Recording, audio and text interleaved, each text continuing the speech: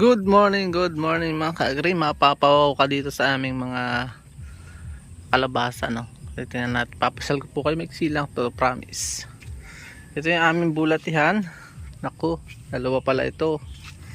Magugulay ako ngayon. Ayan, o, kita nyo, nandyan na lahat, nandyan ang punlaan, nandyan na ang bulatihan.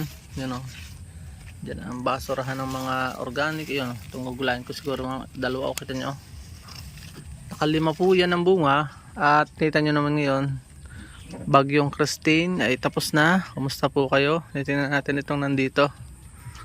Nakaligtas po ba kayo?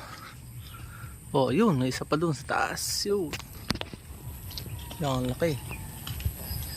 Pero si ay bulok na yung kapitan. At ito yung aking pinagsushootingan ng aming gordya. Sorpresa talaga ito. Bigla na lang lumawit, kita nyo. Kapawaw talaga. Ito magagamas pa ako ngayon. At mahaba ang buhay kasi organic po yan. Sa organic ay mahaba ang buhay yun. May ubas pa. Ubas na hindi masarap, maasim. Itong sili namin ng stop na, nabaha na, buhay pa. Kahit labuyo ang tawag namin dyan, galing sa katutubo. Yun lang po, magtanim sa organic, sustainable ang ating buhay. Paalam and God bless. Please support all Filipino vloggers. Pakita natin sa mundo na nagkakaisa lahing Pilipino. Kaya usap po, huwag natin skip ang mga ads.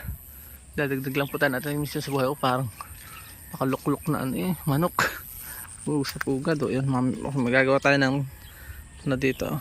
Nakakatuwa talaga ito. Sinabili ko lang sa palengke at sinabog ko diyan. Yan, nakakatuwa.